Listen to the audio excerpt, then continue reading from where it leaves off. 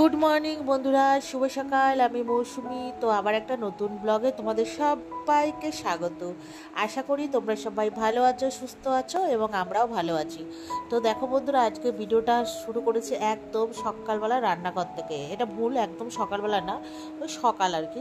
আজকে না একদম না, মানে সকালবেলা উঠতে পারিনি আর লেট হয়ে গেছে। তো রান্নাটা মানে সকালবেলা ব্লগটা আর কি রান্নাঘর থেকেই স্টার্ট করেছি। আজকে যেন মেনুতে হবে ভেজ ডাল আর চিংড়ি মাছ দিয়ে সর্ষে পোস্ত করব আর আলু মাখা করব, তারপরে পনির করব একটু।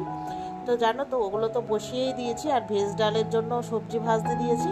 তো সেই ফাঁকে আমি একটুখানি করে নিয়েছিলাম অ্যাফ্রেশটা তো আমি খেতেই পারিনি। তারপরে ভেজ ডাল কমপ্লিট করে তারপরে বরকে পাঠিয়েছিলাম একটু বাজার থেকে পনির আনতে। তো পনিরও একটুখানি দেখলাম ও আসা, মানে আস্তে আস্তে দেখলাম আমার ভেজ ডালটা মানে তৈরি হয়নি। তো সের মধ্যে কী করলাম বলো তো, ভেজ ডালটার মধ্যে একটু পনির দিয়ে তারপরে ফোড়ন দিয়ে দিয়েছি। তো ভেজ ডাল কমপ্লিট। তো ভাতও আমার হয়ে গেছে। তো এবার আর শুকনো লঙ্কার পেঁয়াজটা তো আলু মাখার জন্য আগেই ভেজে রেখেছিলাম। তো এবার আলুটাও মাখা হয়ে গেছে। তো তারপরে এদিকে বর তাড়াহুড়ো করছে, আর সেই ফাঁকে দেখো আমার চিংড়ি সর্ষে মানে পোস্ত দিয়ে রান্নাও হয়ে গেছে। আর তোমরা ভেবো না কেন এত পাতলা, আমার হাজব্যান্ড একটু ঝোল চাটতে বেশি ভালোবাসে। ঠিক আছে, ওর ঝোল হলে আর কোনো কিছু লাগে না। তো আমি যখনই চিংড়ি পোস্ত করি বা যে কোনো কিছুরই ঝাল করি, মানে ঝাল বলতে এই সর্ষে পোস্ত একটু জল মানে পাতলাই করি। আমার বর একটু ঝোল ঝোল খেতে ভালোবাসে। তো পোস্তর পরিমাণটাই বেশি, সর্ষেটা বেশি দিয়েছি। জানো তো, মিক্সিতে সর্ষে বাটলে দেখি তেতো হয়ে যায়, ওই জন্য পোস্তটা একটু বেশি দিই আর সর্ষে একটু মানে নামমাত্র দিই। রান্না বান্না হয়ে গেছে। ওইদিকেও আমি চিলি পনির বানিয়ে নিয়েছি, তোমাদের সাথে পরে শেয়ার করবো। আর বানিয়ে নিয়েছিলাম পরোটা। তো যেহেতু তাড়াহুড়ো করছি, কেন বলো তো, মেয়েকে পড়াতে আসবে, ওই জন্য তাড়াতাড়ি করে ঘরের যাবতীয় কাজ করে, মেয়েও স্নান করে ফ্রেশ হয়ে বসে আছে।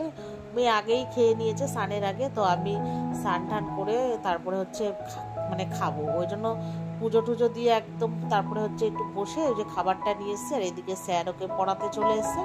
তো আজকে ওই সকালবেলায় রান্নার পরে আলু চচ্চড়ি আর বানিয়েছিলাম পরোটা, মানে হালকা তেল দিয়ে। তো সেটাই আমি খেলাম। তো খাওয়া দাওয়ার পরে তারপরে বসে বসে মোবাইল ঘাঁটছিলাম। তো মেয়ে পড়া হয়ে গেছে, তো ও ছাদ থেকে না এই জামা কাপড়গুলো নিয়ে এসছে। তো আসার পরে আমি ভাঁজ করলাম। তো তারপরে এবার করবো চা। যেহেতু স্যার চা খায় না, স্যারকে জিজ্ঞাসা করেছিলাম, তো তখন না ওই জন্য বানানো হয়নি। তো এখন ওই একটা খানিকের মতো বাজে। মেয়ে যেহেতু সকালবেলা ওই একটু সকালে তো হাজব্যান্ড র চা খায়, মানে র চা আমিও খাই, তাড়াহুড়োর চটে হাজব্যান্ড অফিস যাবে বলে অত চা বসিয়ে পরিপাটি করে খায় না। তো সকালের দিকটা একটু র চা খাওয়ারই চেষ্টা করি। কেন বলো তো, সারাদিনে তো অনেকবার দুধ চা হয়ে যায়, ওই জন্য। তো তারপরে ওই চা করব আর কি, তারপরে খাবো। এই জন্য জামা কাপড়গুলো তাড়াতাড়ি করে ভাঁজ করে জায়গায় রেখে দেবো, তারপরে করব চা। তো মেয়ে বললো যে একটু চা করো, আমি বললাম হ্যাঁ যাচ্ছি। তো ওই আবার ও বসে বসে বক বক করছে, কি বলছিল আমি ভুলে গেছি। তো তারপরে দেখো জামা কাপড়গুলো আমার ভাঁজ করা হয়ে গেছে। তো এবার আমার চা ফা করে নিয়ে চলে এসেছি। তো তার আগে আমি এবার ওই খাওয়া দাওয়ার পরে এখন ওই 2টোর মতো মনে হয় বাজে। তো জানো তো, সকালবেলা রোজই মানে ঘুম থেকে উঠে প্রেশার হুডটা আমার সকাল 8টার সময় খাওয়ার কথা। সেখানে আমি প্রেশার হুডটা কখন খাই ওই দুপুর ভাত খাওয়ার আগে, ওই 2:30 3টে, কোনো দিন হয়তো মনে পড়লো 12টায়, মানে এরকম। কিন্তু মিস করি না। যাই হোক, তারপরে খেয়ে এবার চলে এসেছি তোমার ওই ভাতটা করবো। কিছুটা গোবিন্দভোগ চাল আর কিছুটা জানো তো দেরাদুন রাইস ছিল। তো দুটোকেই মিক্স করে নেব, মিক্স ফ্রাইড রাইস টাইপের, মানে ফ্রাইড রাইস না, এটা ওই আর কি ভাত ভাজার টাইপের। তো ওই ভাতটা আমি ওই চা করে যখন খেয়ে এসেছিলাম ঘরে, তখনই বসিয়ে দিয়ে গেছে। ভাতটা হয়ে থাক, পরে এসে আর কি ভাতটা একটু ফ্রাই করে নেব।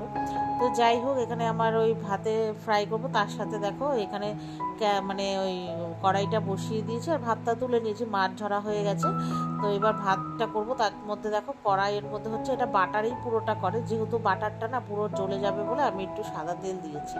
তো তেল আর বাটার মিক্স করার পরে এখানে রসুনটা অনেকটা পরিমাণে কুচিয়ে নিয়েছিলাম। আর আজকে রসুনটা না মানে কুচিয়েছি বলতে একটু বড় বড় মানে টাইপের হয়ে গেছে। তো রসুনটা দেওয়ার পরে একটুখানি কি বলতো ওই ভাজা ভাজা করে নেবো। তারপরে ভাজা ভাজা হলে একটু মানে মেরুন কালার হয়ে গেলে রসুনটা যখন ভাজা ভাজা হয়ে যাবে, তারপরে হচ্ছে তুমি এর মধ্যে হচ্ছে oregano, chili flakes, mix herb বা পিৎজা সস, সিজনিং সব কিছু দিতে পারো। তো আমি আজকে কি করেছি, ভাতটা দিয়েছি, ঠিক আছে, ভাতটা দিয়ে নাড়াচাড়া করবো, তারপরে ওই যে মানে পিৎজা সস না মানে পিৎজা সিজনিং আর হচ্ছে অরিগানো দেবো, নুন দেবো, আর অল্প হালকা তুমি একটু মিষ্টি দেবো। আর কি বলো তো, মিষ্টিটা একটু হালকা হচ্ছে ব্যালেন্স করার জন্য। আর নুনটা হচ্ছে আমি যখন তোমার ওই ভাতটা বসিয়েছিলাম তখন না সাদা তেল আর হচ্ছে নুন একসঙ্গে দিয়ে দিয়েছিলাম, ওই জন্য নুনটা যখনই দেবে একটু দেখে দেবে আর কি। আর এই যে দেখো এখানে মশলাগুলো একটু দিয়ে দিলাম, তোমরা যেইভাবে ইচ্ছা তেলের মধ্যে যখন ওই রসুনটা ফ্রাই করবে তখনও দিতে পারো, নাহলে পরেও দিতে পারো। তো আজকে আমি ভাতটা ওর ওপরেই দিলাম। আর জানো তো আমার হচ্ছে আজকে নুনটা আমি একটু দেখিয়ে দিচ্ছিলাম, আর হচ্ছে এই নুনটা না একদম যেন বোঝা যায় না, টাটা নুন মানে মিহিন তো, কম দিলে একদম না মানে হয়ই না, আবার বেশি দিলে আর কি মানে হয়ে যায় এরকম নুন কাটা, যাই হোক। তো তারপরে আমার কাছে না একদম চিলি ফ্লেক্স শেষ হয়ে গেছিলো, আর শুকনো লঙ্কাও ছিল না যে কুচিয়ে দেবো, তো তার জন্য একটু গোলমরিচ দিলাম, আর একটুখানি দেবো চিনি ব্যালেন্স করার জন্য। আর লাস্টে কী বলো তো, আমার কাছে যেহেতু তোমার ওই ধনে পাতা আর হচ্ছে ওই পেঁয়াজ পাতা ছিল, ওই জন্য আরও ভাতটা করেছি। তো এই দুটোকে একসাথে কেটে হ্যাঁ মানে মিক্স করে দিয়ে দিলাম। এবার একটু ভালো করে মানে নাড়াচাড়া করে ওকে একটু নামিয়ে রেখে দেবো, তাহলে কী হবে বলো তো, ওই সুন্দর আর কি মানে ফ্লেভারটা হবে। আর এমনি যখন রসুনটা বাটারে ফ্রাই করছিলাম এমনি যা সুন্দর গন্ধ হয়েছিল। তো তারপর আমার ওটা কমপ্লিট। তো আজকে কী কী রান্না করেছি দেখো, আলু মাখা করেছি, ভেজ ডাল পনির দিয়ে, তারপরে করেছি পনিরের চিলি পনির, সর্ষে দিয়ে চিংড়ি মাছ, ঠিক আছে, আর ওই যে আলু চচ্চড়ি করেছিলাম, ওই এইটুখানি ছিল। আমি যে আর হচ্ছে একটা রুটি রেখে দিয়েছিলাম যে মেয়ে পড়ার পরে যদি খিদে পায়, তো বলেছিলাম, ও বললো আর খাবে না। তো তারপরে দেখো রান্নাবান্না করে এসে খাওয়া দাওয়া করে আর কি বসেছি। আর এটা হচ্ছে বিকেলবেলা মেয়েকে এখন পড়াতে নিয়ে যাব, তো মেয়ে রেডি সেডি হচ্ছে। আর এই যে এই শাড়িগুলো দেখো, আমাদের যে বাড়িতে সুন্দরী আছে ও যাবে অন্নপ্রাশনে সোমবারে, তো আমার থেকে শাড়ি নেবে মানে পরবে আর কি, বলেছে তোমার শাড়ি পরে যাব। তো ওই দুটো শাড়ি আর কি বের করে দিয়েছি, নিয়ে যাব মার বাড়িতে। তো তারপরে পরে এসে মেয়ে খেলো ম্যাগি। তো চলো ভিডিওটা এই পর্যন্তই, ভালো লাগলে লাইক শেয়ার করো, টাটা, গুড নাইট।